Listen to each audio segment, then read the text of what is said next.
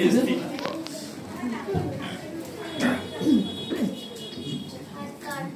কবিতাটা মানে আমার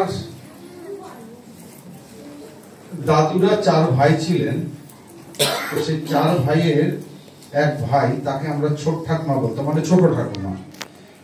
তার কাছে এই কবিতার প্রথম 1-2 লাইন আমি তার থেকে পেয়েছিলাম। আমি জানি না সেই কবিতাটা উনি পুরোটা মনেও নেই।